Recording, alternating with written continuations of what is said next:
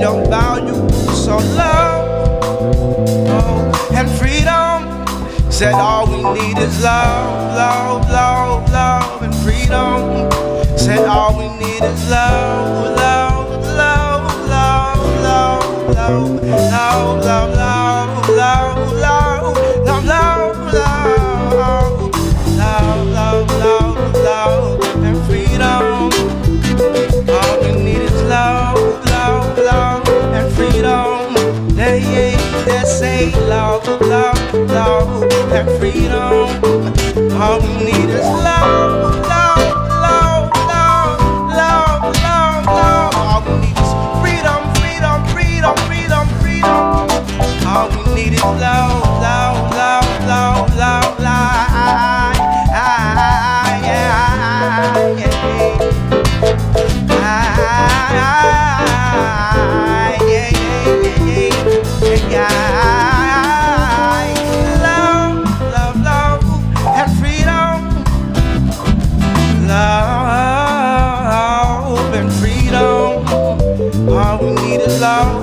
Walking, a little bit of freedom. When I'm waking up, I need love, love, love, and freedom. When I'm going to sleep, I need love, love, love, and freedom. On my job, I need a little bit of love, love, love, love, and freedom. When I'm driving on 85, I need some love, love, love, and freedom. When I'm going to class, I need some love, love, love, love. With my family, I just need love, love, love, love. With my co-workers, I need some love, love, love, love. Cause all we need is love and freedom. Said all we need is love and freedom. Yeah, I said just throw your fears away. You have the right to your life. Yeah, and you'll find the tools you need. Just look inside your life. Say love, freedom.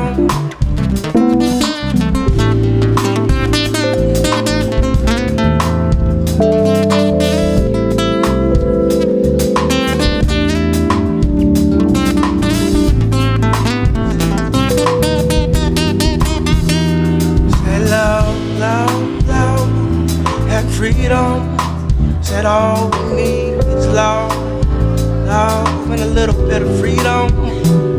Just love and freedom.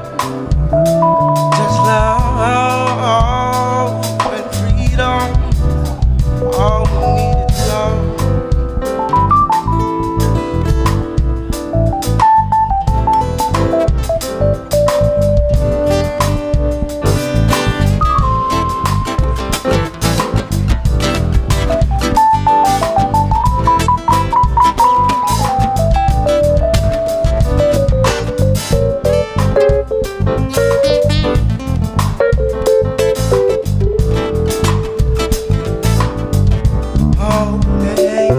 Say love, oh, and freedom. All we need is love, love, love, and freedom. All we need is love, yeah. A little bit of freedom and just love, love and freedom. Oh, oh, oh, oh, oh, oh, yeah.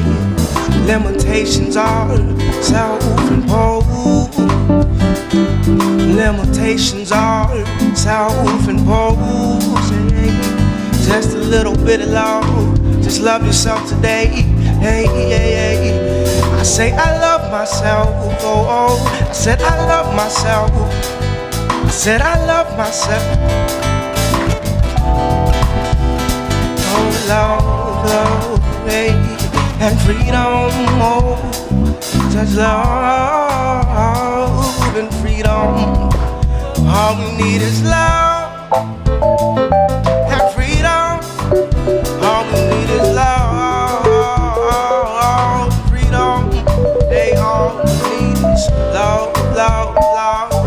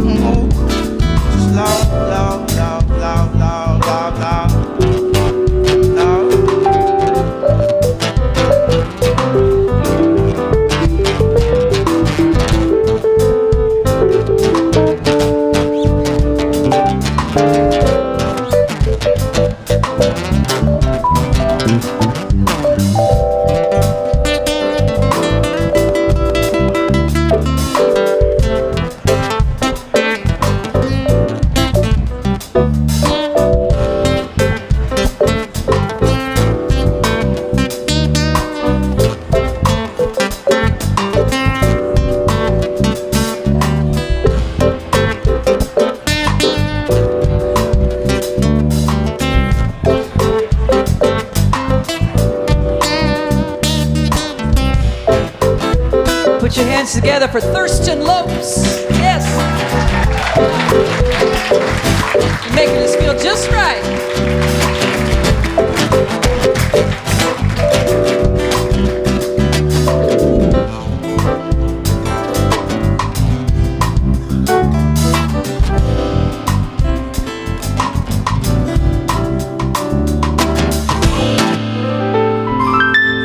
Thurston Lopes. He'll be with us all morning long.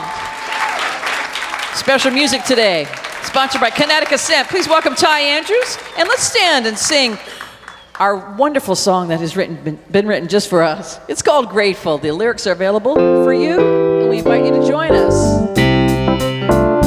I am grateful, grateful for this day, for the love we share, the life we make, and I give thanks for all the many ways that the love of God appears. I am grateful, so grateful for this day, for the love we share, the life we make, and I give thanks for all the many ways that the love of God appears. Sing it like you mean it.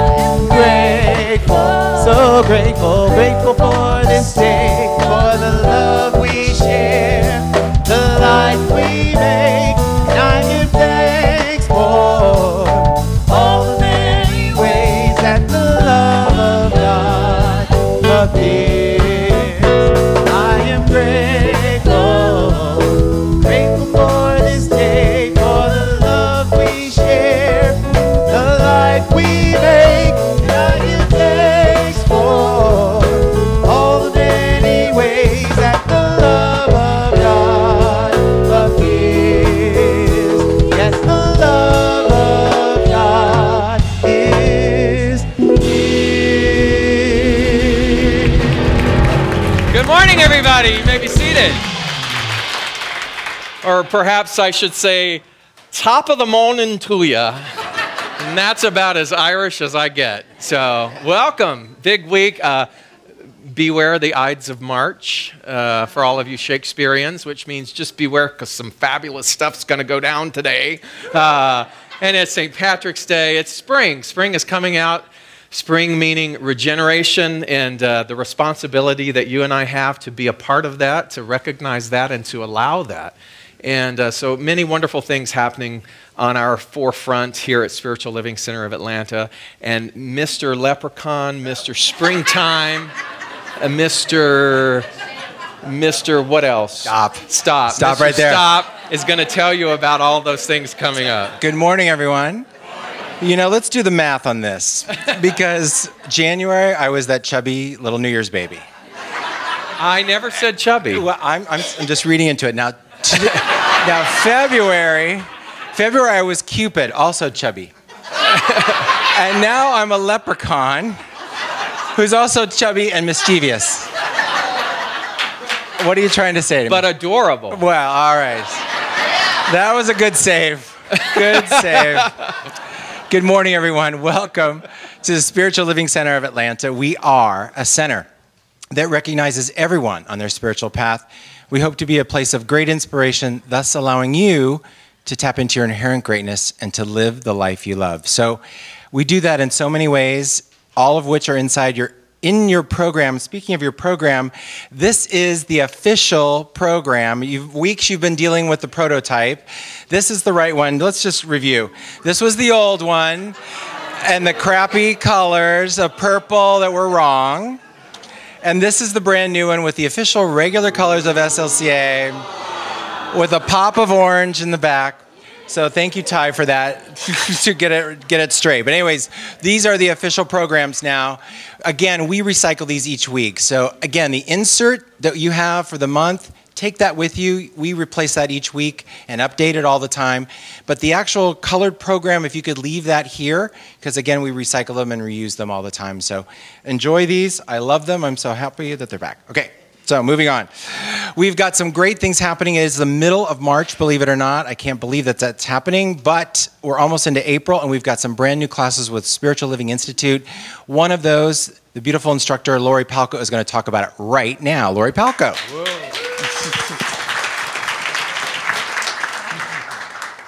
Thanks, David. Okay, I'm going to ask a few questions, and if it applies to you, raise your hand and keep your hand up, okay?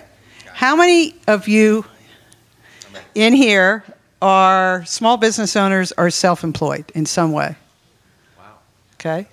How many of you have, keep your hand up, how many of you have had a desire to be your own boss and to be self-employed? Oh.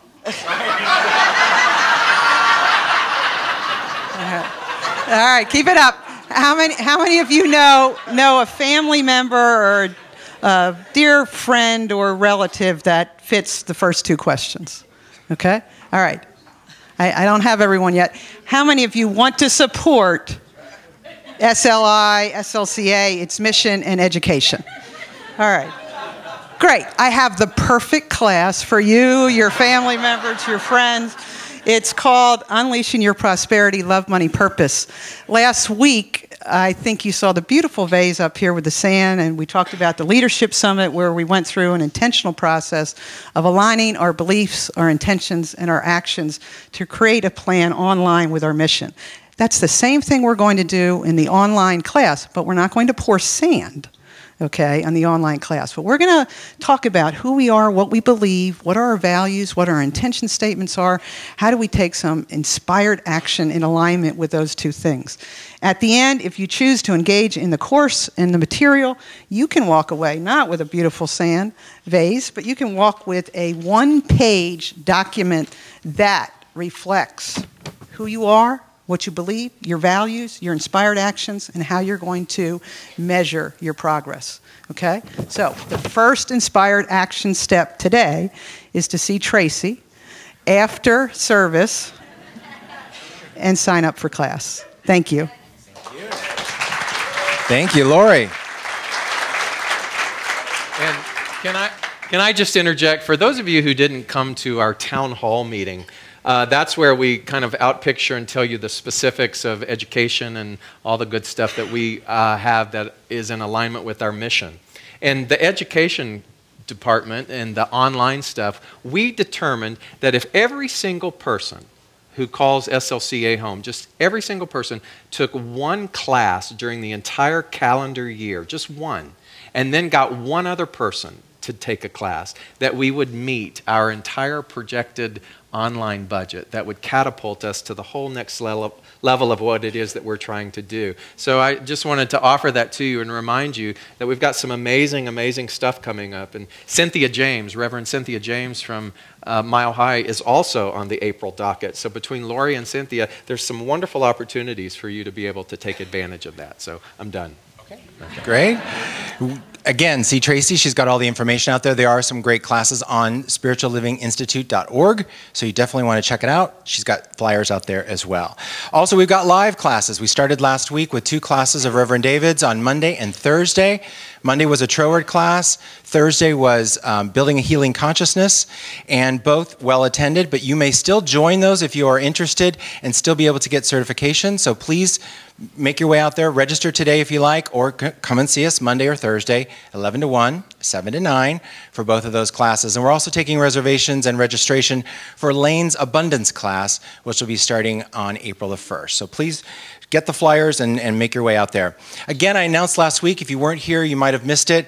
Wisdom on Wednesday, we're bringing it back for a very special event on Wednesday, the 25th of March. Tenzin Lama Sherpa. He's a world-renowned Buddhist monk. He's going to be here doing a talk called The Nature and the Healing Power of the Mind. So we will have the talk, we'll have a meditation, and if time permits, he'll do individual blessings. So this is an amazing opportunity. It is all love offerings, so there's no charge for that. So please see this gentleman. He's going to be going back overseas. So if this might be the last opportunity to see him in the U.S. So please join us again, March the 25th at 7 p.m. Just a reminder, we're almost to Easter, believe it or not. April 5th is Easter Sunday. And last year, the ladies took the crown, or I should say the bonnet. And so beat the gay men For years, we were the champions of the bonnet contest, and the ladies took the crown. So this year, ladies, don't get comfortable. So get crafty, get your stuff together. We've got a bonnet contest on Easter Sunday. The kids are also doing bonnets, so you don't want to miss that. So the kids bonnet contest right before the adult bonnet contest. That's between both services on the runway, aka handicap ramp. So please join us. Join us for that. Are there any first-time visitors joining us for the very first time today? Raise your hands high in the sky. Come on, stand on up so we can welcome you. Visitors, stand up. Welcome, welcome, welcome. Hi. How are you? What you are receiving is a CD case you may take to our welcome and visitors table and redeem it for one of Reverend Dr. David Ault's talks, especially selected for you. Welcome, it's great to have you here. We have new member orientation, which will actually also be on Easter Sunday. So any of you that are interested in learning more about Spiritual Living Center of Atlanta, please join us for that right after the second service. If you could take this opportunity to shut off any cell phones, I'd be so grateful. Have a great day. Enjoy this weather. Have a good one. Thank you, David. Also, too, many of you have expressed a desire who want to travel with me to Turkey, to Istanbul in August. And we go to Ephesus and we visit the land of Rumi. And it's an amazing, amazing, meticulous itinerary. So those of you who have expressed desire, now's the time to put that deposit down so we can get that count going. The flyers are out in the lobby, and I can't wait for you to go with me to Turkey. Please stand with your meticulously brand new programs. Yeah, ooh. So look at the Declaration of Principle inside, and let's read that together.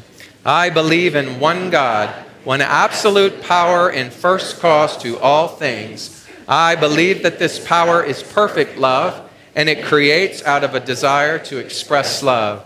I believe that all thought is creative, and how I choose to think creates my personal experience. I believe in the unity of all life, and the immortality of the individual soul forever unfolding.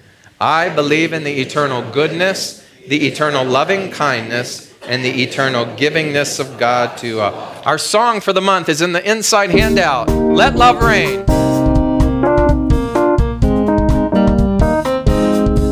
Let love reign. Let love reign. Let love reign. Let love rain. Let it rain all over your life. Let it bring you back to yourself. Let it reach out further than eyes can see. Let it be. Let it be. Let love rain. Let love rain. Let love rain.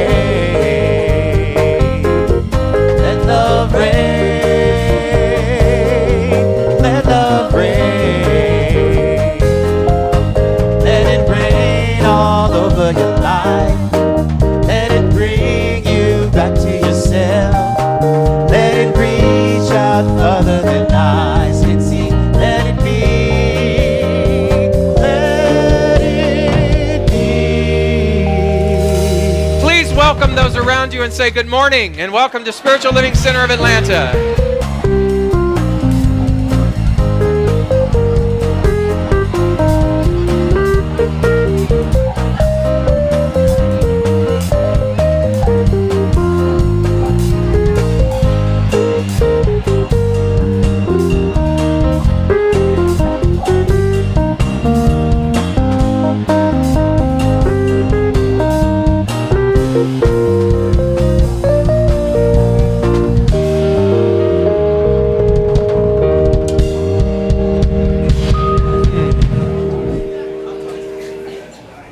Wonderful. I invite you to take all of that amazing energy and let us begin to channel it inward as we move into our contemplative time. I want to remind you that we are in the middle of what is called the Season for Peace and Nonviolence. This this couple of month time span earmarks the memorials of Gandhi and of Martin Luther King. It's actually an observance that is done ritualistically all throughout the world, not just in churches and synagogues and temples, but in many other organizations that are all about the promotion of peace and the responsibility of peace as an inside job. And so we join with those countless organizations as we herald this and make it our own. And we are so privileged every week to be able to listen to the wisdom of our youth and our teens, and today is no exception as we welcome Marquis Ward.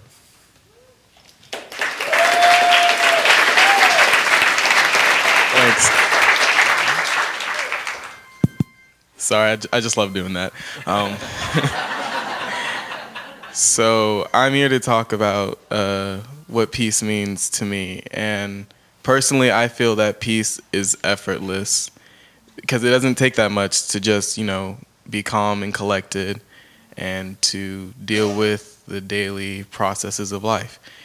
And I've recently gotten into the Buddhist teachings of detaching yourself from emotions.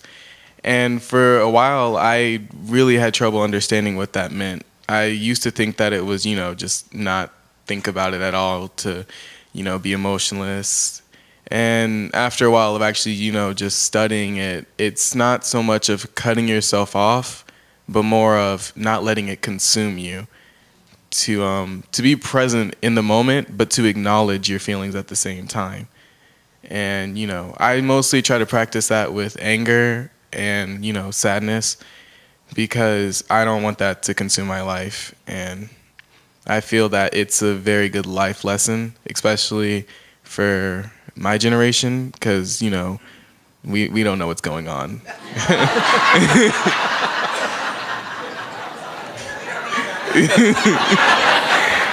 Yeah, Doris said we don't either, so But yeah, I try the most with this during my job because there are times where you have extremely rude customers, or the boss is on your back because somebody's order wasn't to their liking, and there are times where I do almost catch myself about to get fired, but I try to keep it together, and I mostly just analyze how I'm feeling. I think, okay, so this person right in front of me is kind of getting crunk with their attitude, so what do? I guess I just stand here and just deal with it and treat them with respect. Hopefully they give that back, but they never do. But, just take it in as I can and allow that moment to pass because, they teach that all moments are not everlasting in the present, but in the future, they will always be everlasting in your memory. So I like to think that instead of just holding on to it at that moment or holding on to it in the future, just realize that this is going to be a little insignificant problem in my life. Like, it's just going to pass. I'm going to deal with something way greater after this. At the same time, it's not my problem. I mean, I'm not going to see them outside of work ever. So I don't have to really, get upset over it. I just let it go. So I think that nonviolence is not a hard task to accomplish. It's something that we can all achieve. I mean, we're not all perfect. I'm completely aware of that. I'm not perfect. We all make mistakes. But like J.K. Rowling said, if you haven't made a mistake in your life, then that means you have not lived, for you have not learned. And I love J.K. Rowling. She's my childhood. So I usually take her words to heart, and that really spoke to me. And I just agreed with that statement completely because I have made a lot of mistakes in my life. We've all made mistakes in our life. But at the same time, I don't regret it because I've learned what to do in situations. I've learned how to deal with them, and I've learned what to do if I ever come across it again. Thanks.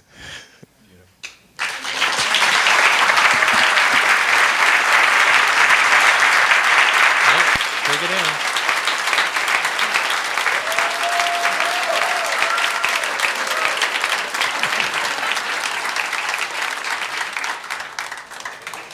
And so we light our Season for Peace and Nonviolence candle. And as it happens, I ask that you create your own personal recommitment to being that instrument for you. Thank you so much. Thank you.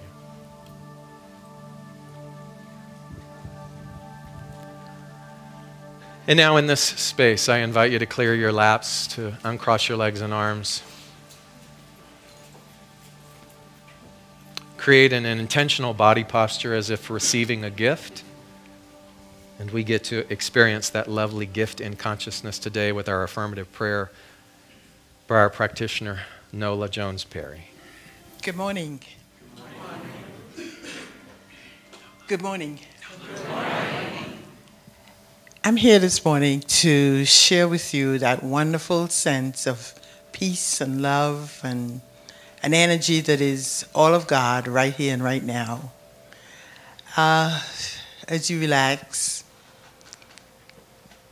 and get ourselves really comfortable and just feel that precious light and love of God flowing through you, embracing you, around you. And let us know that with this light and this love and this awareness of a power greater than we are, a power called God, and that's what I call God, a power to have the courage to be aware of its presence, its attributes of love and life and joy, and an awareness of these attributes from which every thought I think is based. I know that every experience in my life comes out of my thought pattern. As such, I let love be the guide. I let that infamous, vibrant energy that removes all fear be my guide, so that my thoughts and my experiences come back to me, because love attracts.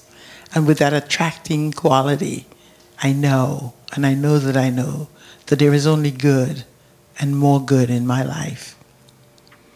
I embrace these truths. I embrace these truths knowing that with compassion, I clear the path for the highest and the best in my life.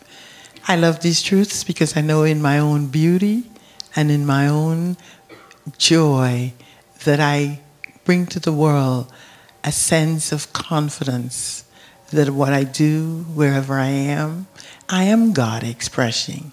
I am God in language. I am God in my play. I am God in my wonderful, amazing, creative self. Knowing this truth, embracing this truth, being confident in this truth keeps every day a mystery, an opportunity to express joy. Oh, I love joy. An opportunity to be just the love of my own life sometimes, so that I can embrace it, feel it, live it, send it out, see it everywhere. I see faces in the trees is one that makes me smile. And now I see flowers in the trees and I count them. And I know that they are abundance, an expression of God's lavish abundance that I share. Right here and right now, this moment, we know that that light, that love, that presence, that power, it's mine to share, mine to live, mine to love. And I express this from a depth in my heart, a place I just have to go all the time, so that I know I can live it, love it, feel it. God, that infinite intelligence, that intellectual sense of being an expression of God. I give God thanks, and I let this treatment, knowing that I am perfect, whole, complete, knowing that my world of relationships come loaded with opportunities for growth, collaboration, honesty. I live knowing that my active creative self is so fulfilling. Oh, it is so fulfilling that I live enjoying God's life. Today, I leave here happier than I've ever been. I've gotten an opportunity to share this truth with you. I give thanks for my minister. I give thanks for this place. I give thanks for a sense that I'm part of a community that is lifting me spiritually, emotionally. And for this, I release this treatment knowing its work is being done right here, right now, by the law of mind. And together I can say with you, and so it is.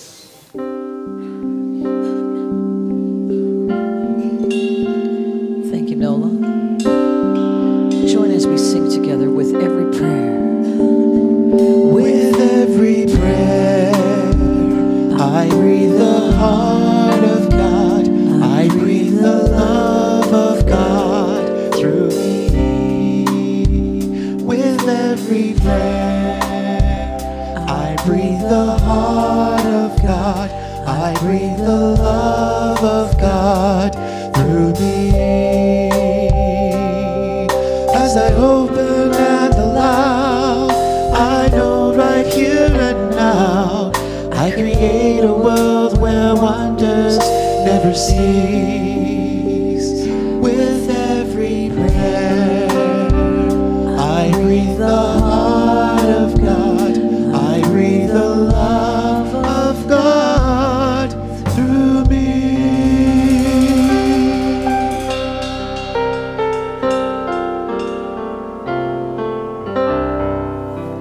Great morning, everyone.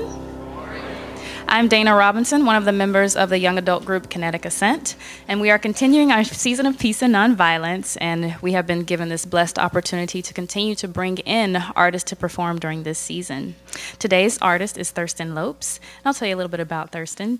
I actually met him at a Vibe Out session in the West End community, where, for those of you who don't know what a vibe out is, let me tell you, it's a mixture of music, poetry, singing, and discussion, all blended together in this wonderful melting pot of greatness. So that's a vibe out.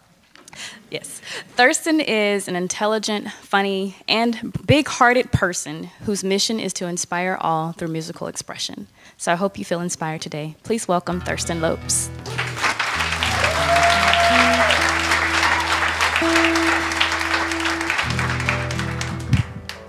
You wrote that down for the vibe out? Because I need that in the mission statement.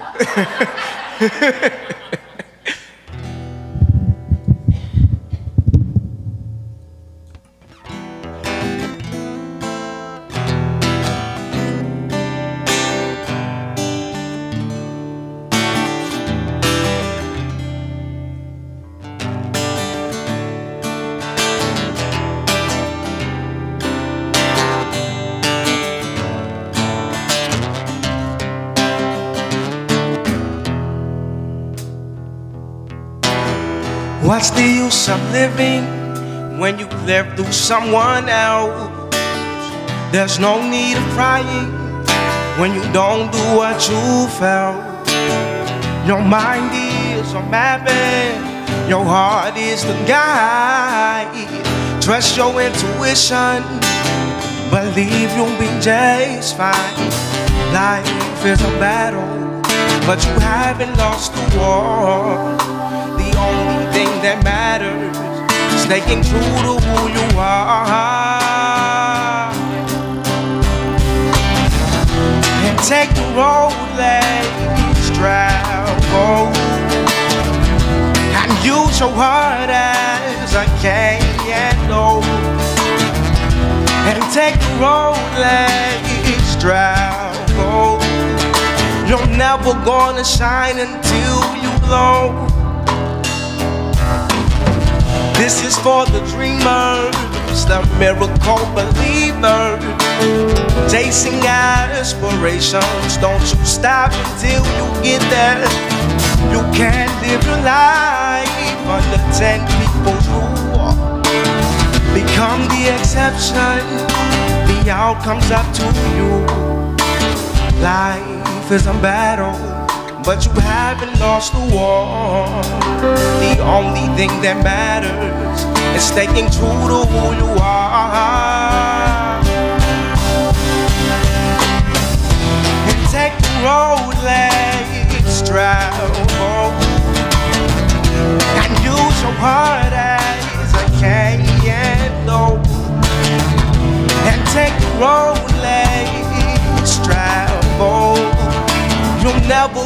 shine until you glow. A candle in the darkness. There's perfection in your likeness. You're original, irreplaceable. Take the role, take the role. You're a candle in the darkness. There's perfection in your likeness. You're original, irreplaceable. Take the role, take the role. Life is a battle, but you haven't lost the war. The only thing that matters is staying true to who you are.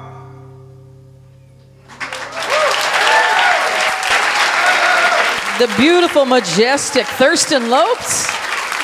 Yes.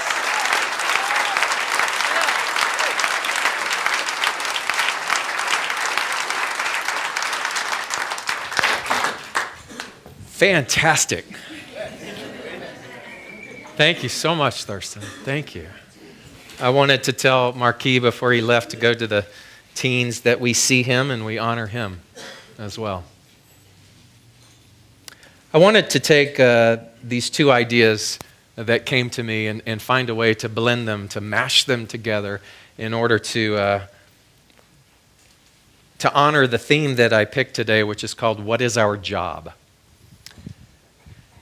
And the first idea comes from a very familiar story. If you were raised on Scripture, New Testament, in the Gospels, this story actually appears, I think, 3 times. Some of the locations change, but the story is the same. And it goes something like this. The master teacher, Jesus, is having a dinner with his disciples. And they are talking about all things discipleship. And in the midst of this dinner, a woman comes in and begins to disrupt it by taking an alabaster jar. Some say that the woman was Mary Magdalene. But she takes this alabaster jar that is filled with the most expensive ointment known at that present day. I don't know what we could compare it to in modern day time. Maybe it's like liquid gold. But this thing is so valuable that it caused such an uproar amongst the disciples, because she had opened the jar and she was scooping it out and she was anointing the crown chakra of Jesus, and she was pouring the oil on his head, and then she was going down and she was anointing and washing his feet with this really sacred, expensive oil. And so as they became upset, which they were accustomed to do when they didn't understand things fully. Have you ever not understood things fully? And so channel your own inner disciple confusion for a moment. But so this is going on, and they stop the proceedings, and they're looking at the woman, and they're looking at Jesus, and they say, how could you let her do this? How could you let her take something so expensive and literally waste it, when what we could do is we could have taken that. We could have taken that jar, we could have taken that oil, we could have gone out on the street, we could have sold it and gotten a whole lot of money for it, and then taken that money and distributed it to the poor. Isn't that what you teach? And there was this silence, and Jesus looked at them and he said, why do you trouble this woman? It's like, whoa, what are you all up in her business about? I think that's the Aramaic translation. Why are you all up in this woman's business, right? And then he said this, and this is one of the most misinterpreted quotes attributed to Jesus. One of the most misinterpreted quotes attributed to Jesus. He said to them, why do you trouble this woman? The poor you will always have. The poor you will always have, but you will not always have me. And so when you stop to think about that, what is he talking about? Is he saying, the poor you will always have, so you guys are right. Why don't we just kick back and have a little aromatherapy session here and chill? He wasn't talking about that at all. What he was saying is that which is poor, that which is the consciousness of poor, we will always see exhibited in our world. But you will not always have this moment which is a teaching lesson. And the lesson was this. If you understand the ritual behind what this woman was doing and the ritual of the time, before anyone was to be buried, they did what? They anointed their bodies with this oil. This was happening within the last few weeks of Jesus' life. So intuitively, he knew what was coming down. And it was as if the woman, too, was tapped in intuitively to what was going on. And she was so honoring him with the gift of his service, with the gift of who he was, the consciousness, that she wanted to be a part of the transmigration into his next experience. And to allow that to happen. And so, the poor you will always have, but you will not always have me. He said, by pouring this ointment on my body, she has prepared me for burial. And I was reading a book by one of my favorite authors named Wayne Mueller, and he was talking about this too and the misinterpretation of that. And he said, I fancy Jesus saying something like this. This woman is offering me a beautiful gift. She is caring for me in a loving and a thoughtful way, and I do not know the number of days that I will have on the earth. So for now, I will drink deep from the beauty and the comfort of this elegant generosity of hand and heart. There is a time to work, and there is a time to rest. There is a time to heal, and there is a time to be healed. And this is my time. This is my time to receive whatever healing this woman aches to offer me. If you're familiar at all with the Judeo-Christian scripture, there are many accounts where Jesus snuck off.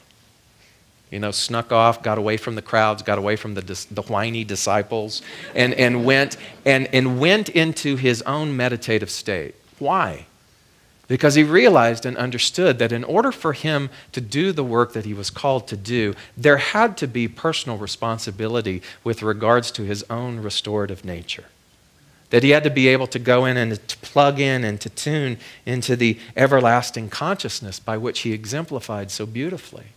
There had to be that balance of being able to heal and be healed, to give and to receive, to serve and be served. And so when he was saying the poor you will always have, he wasn't telling them anything new. In fact, what he was doing, he was reiterating something that existed in the Torah. And the disciples of the time should have known the Torah. And so he wasn't giving them new information. He was reminding them of an old doctrine that could be found in the book of Deuteronomy. And it said this, since there will never cease to be some need on the earth, I therefore command you, open your hand to the poor and the needy neighbor in your land. I command you to open your hand to the poor and to the needy neighbor in your land. And so when Jesus says the poor you will always have with you, he's essentially saying that this work, the work of, in the physical form, feeding the hungry, the work of healing the sick, of helping to bring freedom to the oppressed, of loving and protecting and championing new generations of children who need mentorship, of being able to be there in order to help the afflicted, of offering healing to the hearts of those whose hearts have been shredded by war, to be able to be of service. This work will never be finished. Certainly not by us, not in our lifetime. And it is not our work, it is the work. Do you see the difference? It is the work. So the title today, What is Our Job? That's our job. The work is to be able to be in service to the world. But to take by example what Jesus, the master teacher, did by saying, in order for you and I to be in that realm of service, we also must be in that place of being able to receive the service as well. So I had to stop in the examination of this and the misinterpretation of this, because a lot of people say what that scripture simply means is it doesn't matter what you do, they're not going to listen. It doesn't matter how hard you work, there's no reward. And that's not what that means at all. What it's saying is the poor you will always have. Well, let's define what poor is. You see, in our philosophy, we base our whole devotion upon a relationship with what we call law. And that law is a law of cause and effect. Cause is a choice. It's a belief system. It's something so revisited, so repetitive within our lives that it becomes the very foundation of what it is that we say we are. Those are our core beliefs. That's a cause. And for every cause that exists, there is a corresponding effect. And so if I look at the word or the context of poor, I'm not just talking about the physicality of poor, but I'm also talking about the poor that exist in our emotional state, the poor that exist in our relationships, the poor that exist within our own sense of self. And so poor is a what? Is it a cause or an effect? It's an effect.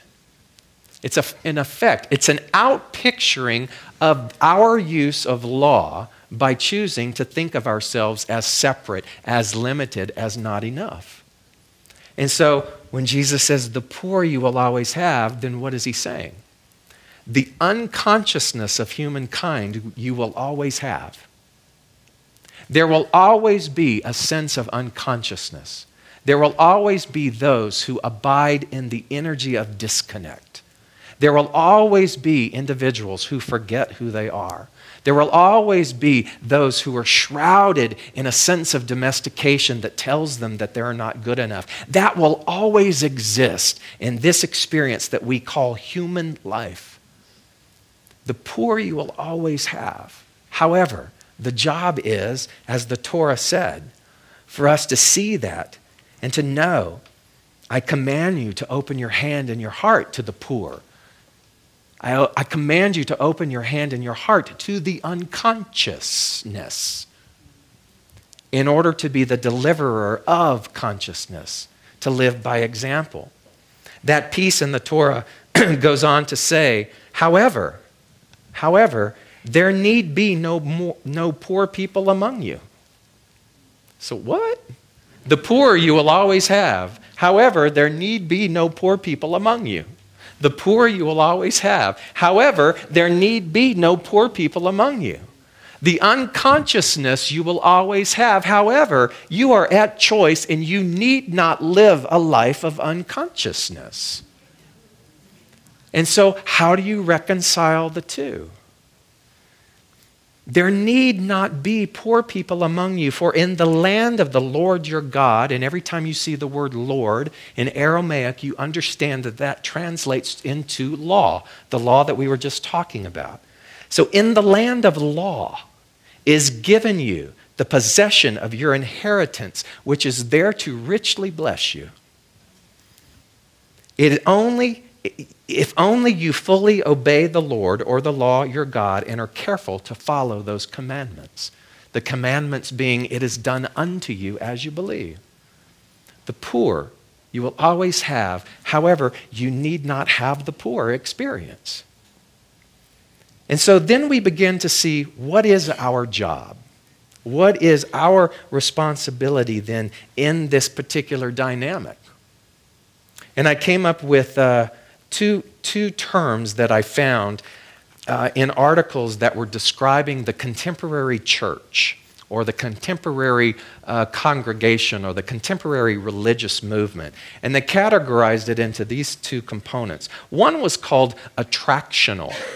Attractional. If you take the root of that, attraction, it means that people gather together for an attraction, for an event, to observe something. And it's a very passive experience where they come in that observation and they watch. And out of that, they might get community. Out of that, they might get cookies. Out of that, they might get coffee. Out of that, they might get a hug or a handshake. But in the attractional component, once the physicality separates and once the individual leaves the attraction, then they don't take anything with them. They simply go back to the existence of what was. And so that's an attractional component, which, interestingly enough, many organizations are created from. Everybody gathers together for the attraction, and then they disperse. The other component then is called missional. Missional. There's attractional and missional. Missional is where people come together, the community comes together in alignment with understanding that there is an exchange that is happening, that the mission that is the origin and the reason for coming together in the first place, then energetically or vibrationally enters into the embodiment of that individual, and then it doesn't stop after they leave. It begins to breathe and to have a life inside of them, so much so that it begins to alter their way of life. And it isn't about proselytizing. It isn't about going and being a missionary per se, but it's about living in such a way that your life becomes a testament. Your life becomes a missionary component whereby your whole landscape changes because your cause has changed and your effect has changed. And so, of course, I crave and long to be in a community of a missional two-way exchange, whereby we gather together, we hear what it is that we hear. We have the community, we have the cookie and the coffee, we have all of those things that are a part of that attractional component. But the deeper part of that, the at-depth experience, is that as you listen, as you participate, as you engage, as you open yourself up to the educational aspect of what it is that new thought or metaphysics brings to you, that you then go out into the world and you use it. And you use it. And I often wonder, how do you measure something like that? You know, because we have our graphs and our charts about our budget and how many people are pledging and how this year looks and this compared to other, and we've got the graphs and the charts and the circles and the pie, and everybody glazes over, and but how do you measure something from a missional standpoint? You know, this week, the classes started, and there was a woman in one of those classes, and she was sitting in the chair like this. And I recognized her, and I hadn't seen her in a while, and I went over and I said, "Hey, how are you?" "Fine." I said, "Remind me again, how long have you been studying this?" 35 years. I said, "Well, good for you."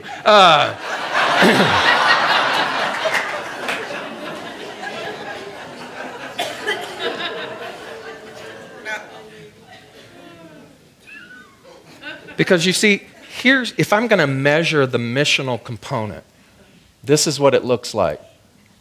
I have a conversation with you, and you divulge something to me. Maybe in a year from now, I have another conversation with you. And it's not like we're picking it up right where it was, where it left off. You are beginning to tell me the transmutation, the transfiguration of your cause into a new effect.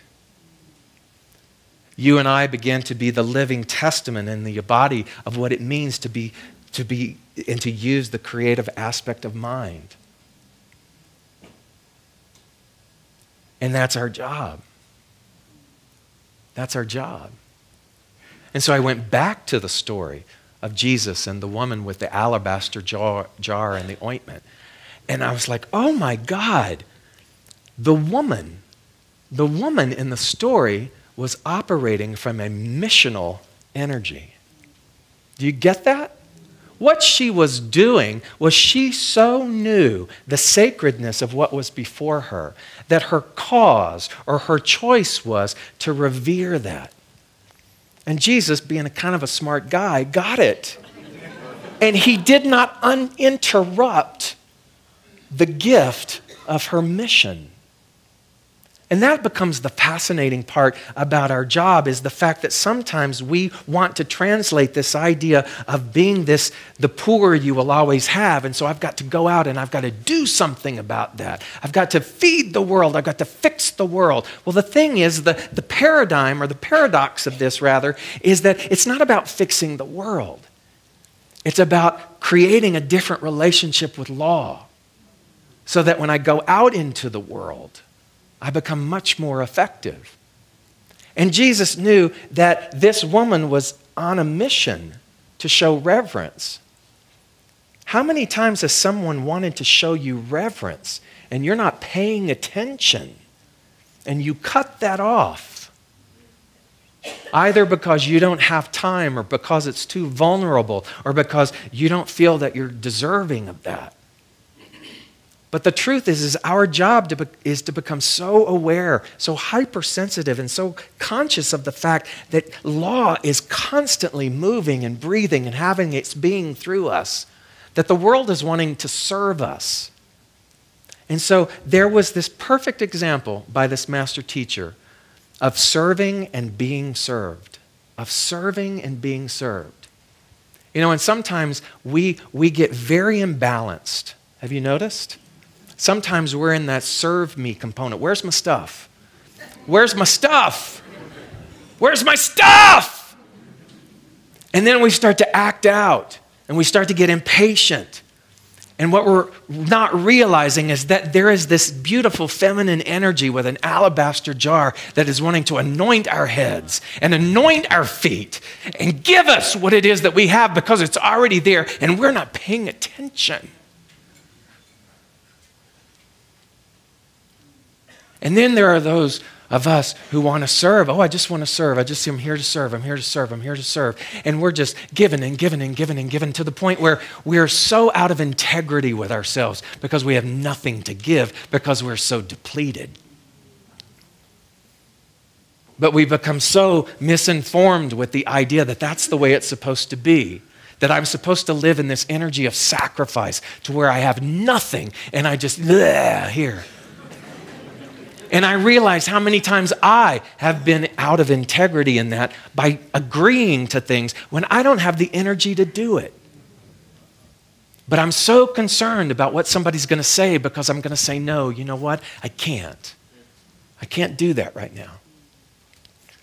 I read this marvelous story by Alan Cohen, the writer, and he was talking about depletion and service, and how he was at a conference in Greece, and this man came up to him and he says, I really, want to talk to you. Can we do lunch? And the impulse from Alan was, yes, of course, yes, we can do lunch. And he said he walked away and he could just feel the drain. He could just feel the energy of not being there and the tiredness. And he said, no, I'm not going to do it. And he went over to the man and he says, I need to apologize. He says, I can't have lunch with you. He goes, I really need to go rest. And the guy said, cool, that's fine. He goes, I'll tell you what, there's a banquet tonight. Come sit by me. That'd be great. We could chat then. And the guy said, cool, all right. So Alan goes and rests. And that night at the banquet, he's looking for the guy. He doesn't see the guy. In his head, he's thinking, uh-oh, he got mad at me or whatever. And then after the banquet's over, he goes, and there's the guy sitting with this beautiful Greek goddess woman, and they're laughing. And he goes, oh, I didn't see you there. And he goes, oh, I'm so glad you said no. Look who I met at lunch.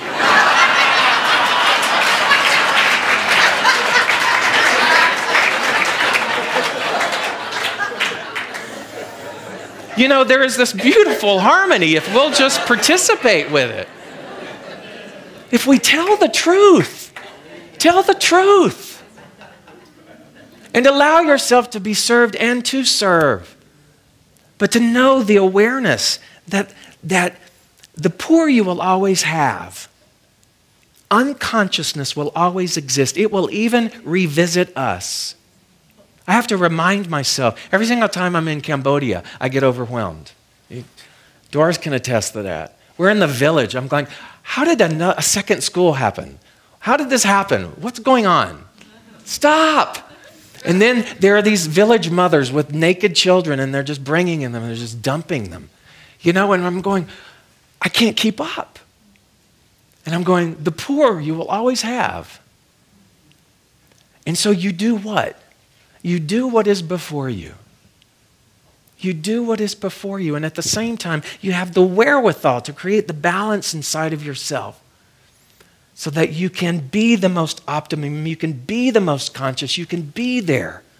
And you can allow yourself to fully serve from a vessel that's full and rested.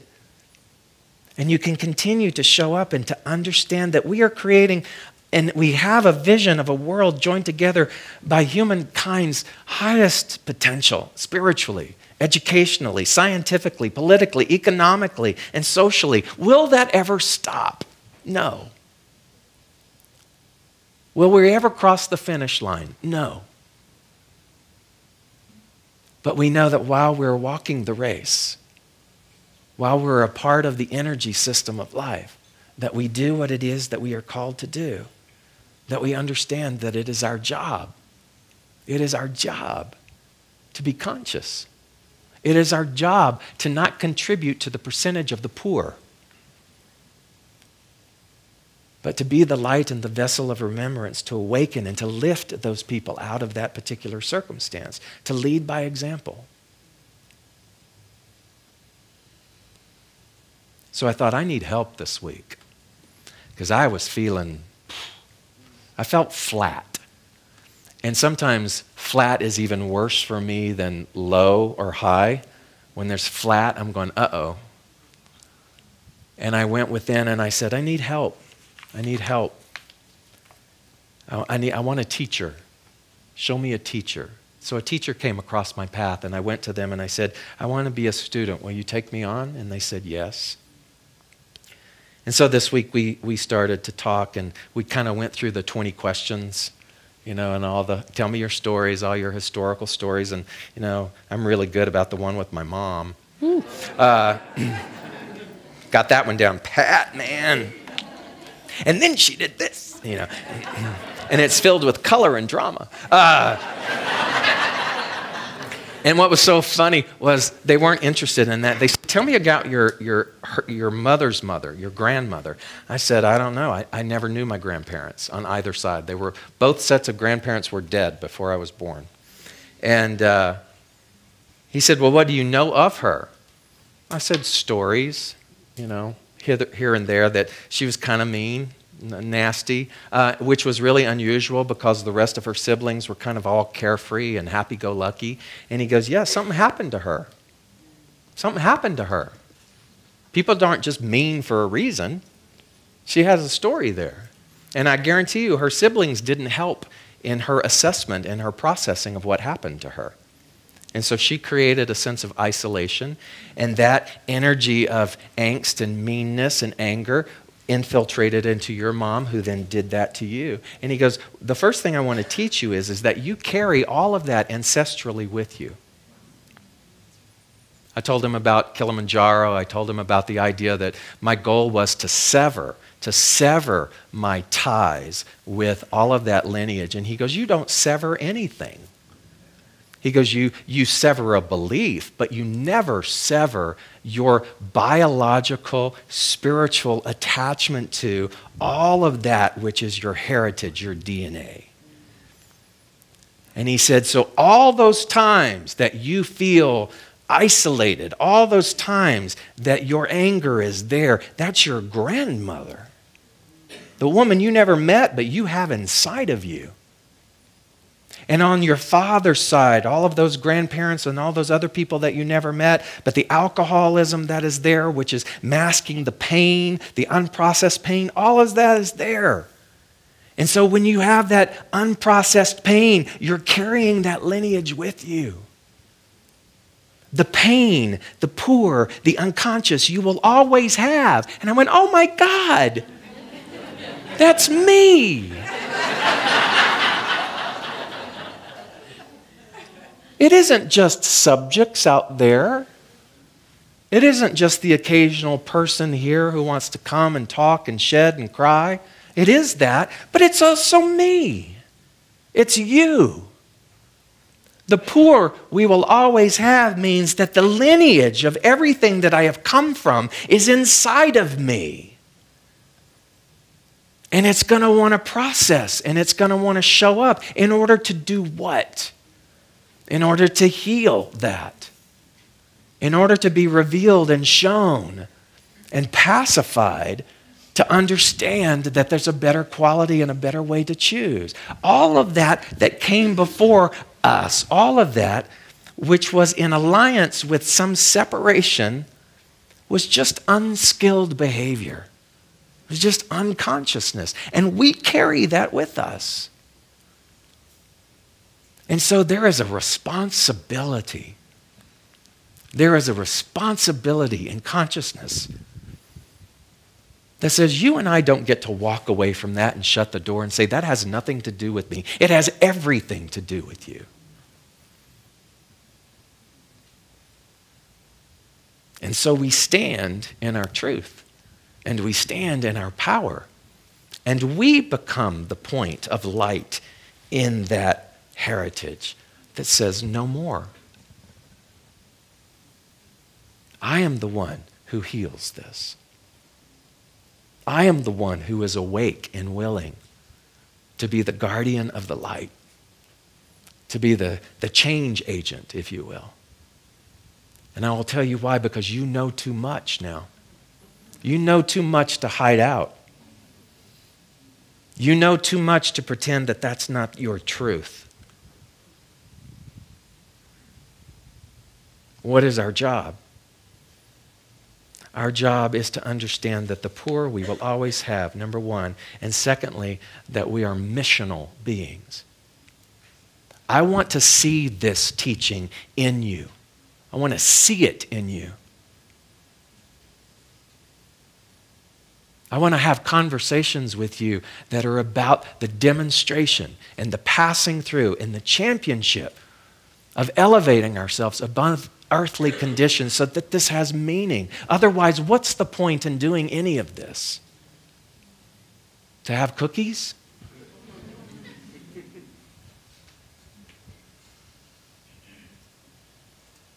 And so it's time for an assessment. It's a time for us to realize that there are amazing things that exist in the field of possibility that have already been created. Amazing things like global transformation that happens via however it wants to happen. It's the energy and the genius of being able to create an airplane and aeronautics and making all of that work long before any human being was really ready to receive that information. It existed already. It's the genius of a vaccine that exists in the field of all possibility, waiting for one receptive mind to reach out and to take that knowledge to be able to assist the world. So I want to tell you, there is that thing that is a part of you, that thing that you are called to be, that exists in the realm of all possibility. It's already there. And it's wanting your attention. It's wanting your receptivity. It's wanting you to be that vessel, to open up and to say, I'm ready for my mission. I'm ready for my mission. I so hunger that there are those of you in this room that will leave here and you will get it at your very core. That you don't have to be this small, petty, angry human being. That you are this power-filled vessel. And it is your job. It is your job to live from that. I invite you to close your eyes.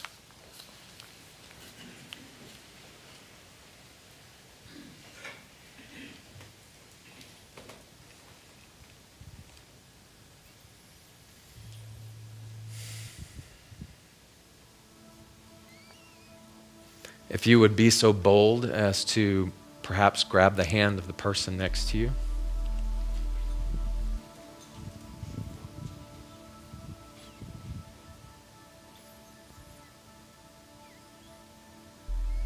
The energy system that you touch in the hand of the person next to you is a part of your ancestry. Their pain is your pain, their victory is your victory, their consciousness is your consciousness. And we uphold the sanctity and the responsibility of realizing that when one awakes, we all awake to some degree. And I just want you to feel for a moment the life that you hold in that hand. The issues that they are going through, the fears that they have. The victories that they have, the joy that they have. I want you to just take it all in and realize it's never an us or them. That is always we.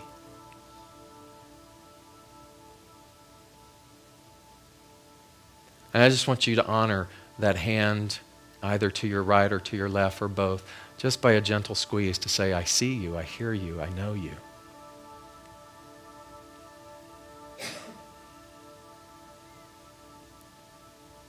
And we take this time now to go within. And the beautiful thing about consciousness and about being aware and about life itself is that there is always, always the chance to course correct. There is always the chance to say yes to life and to no to depletion.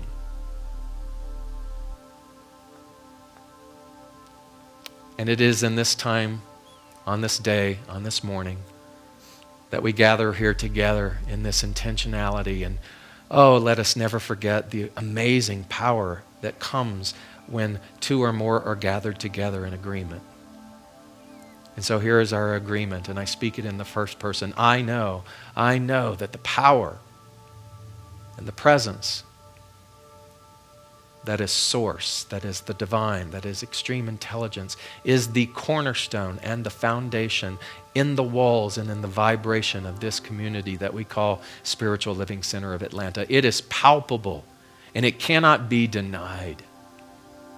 And that every single individual who walks through these doors, who views these broadcasts, who hears the audio, whatever way in which they are connected to us, there is an instantaneous remembering.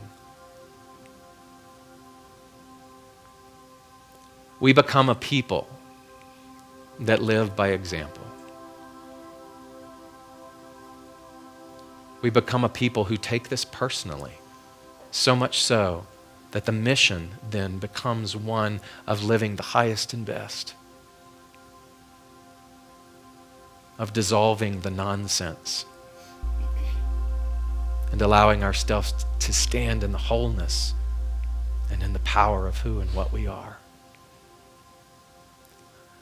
So this is my demandment, my commandment, my declaration into that energy of law, which beautifully takes it now and says yes to that.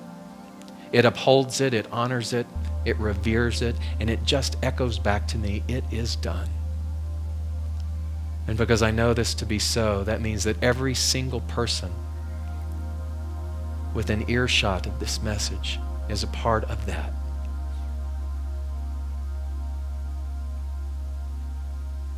And so anchoring this in by breathing in together. What you breathe in is intentionality. What you exhale is anything unlike that. What you breathe in again is allowing. What you exhale is any resistance to that truth. What you breathe in right now is consciousness. And what you exhale is any alignment with that which is poor. In honor of this law, in honor of our awareness of it, we now set forth on a path of true consciousness, as together we say, and so it is.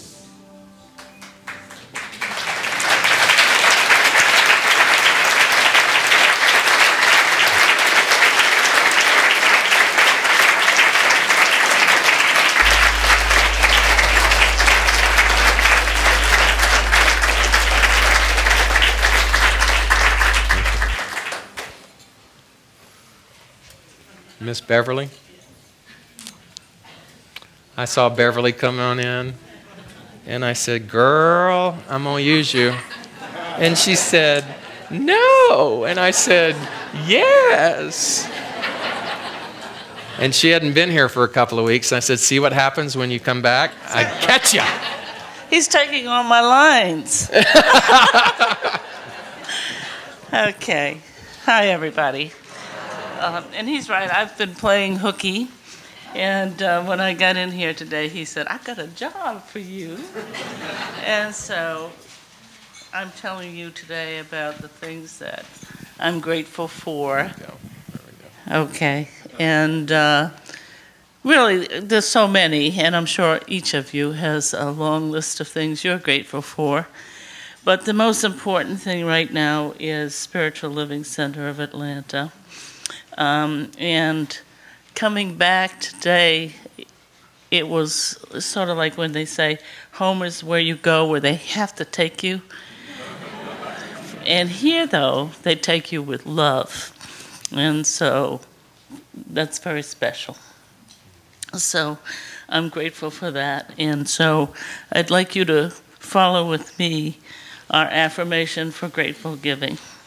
It's in the inside bottom of your program on the left. And we'll say these words together.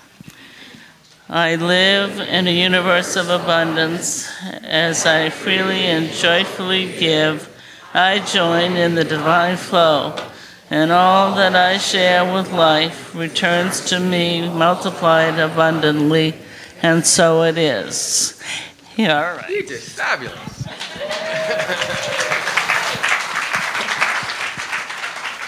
We are welcoming Thurston Lopes back to the stage, and I want to express that Connecticut Ascent is grateful to truly be able to enact our mission to empower, inspire, and uplift other young adults. So please be an example and bless Thurston with a tip, the tip jar outside.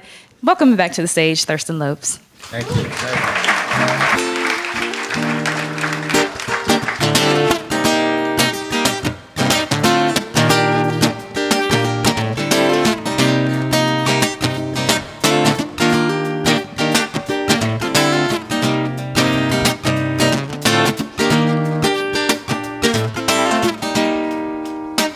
La la la la la la la la la la la la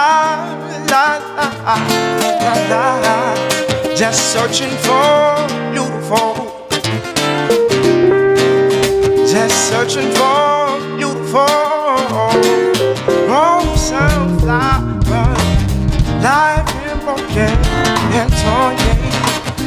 All of my life been broken. Just searching for beautiful, yeah. Just searching for beautiful. Rose and flower, been learning how to stand that storm, yeah. All of my life being broken and torn. Just searching for beautiful. Just searching for beautiful. Rose and flower.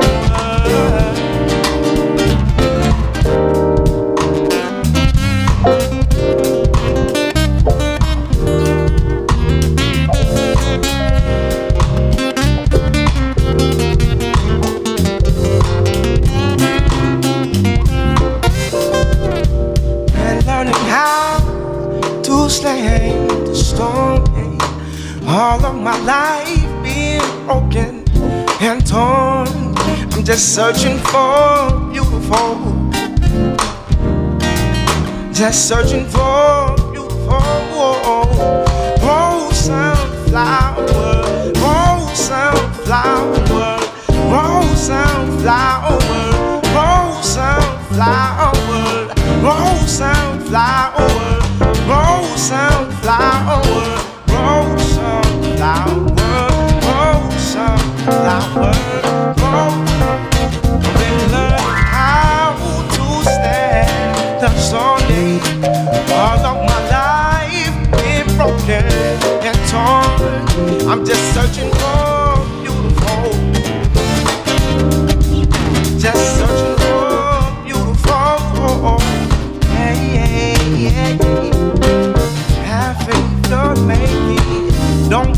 afraid to fly.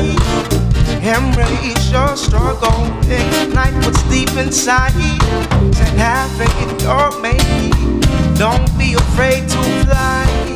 Embrace your struggle, ignite what's deep in searching for beautiful. Hey, I'm just searching for beautiful. Oh, searching for beautiful. Grow sunflowers.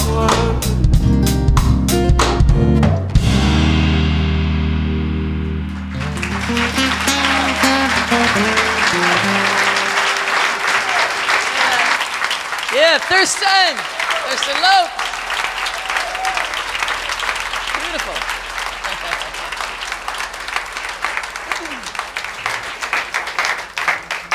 I love your style. Oh my God. So Dana's right. There's a good old-fashioned tip jar out there. And he's got an email list, right? Email list about upcoming performances. So please show him some SLCA love. I'm going to ask you to stand. I'm going to ask our practitioners to come forward. What is a practitioner? A practitioner is someone who is trained to be able to do what's called affirmative prayer. To look at you, to hear your story, and to redirect that on a path of mission, on a path of purpose, on a path of consciousness. I implore you to take just a few minutes to let one of these individuals do a prayer for you before you go today. And let us sing our closing song. I am so blessed. I am so blessed. I am so grateful for all that I have. I am so blessed. I am so blessed. I am so grateful. I am so blessed. I am so blessed. I am so blessed. I am so grateful for all that I have. I am so blessed. I am so blessed. I am so grateful. I am so blessed. Yes, we are. And we love you so much. Thanks so much for being here with us this morning.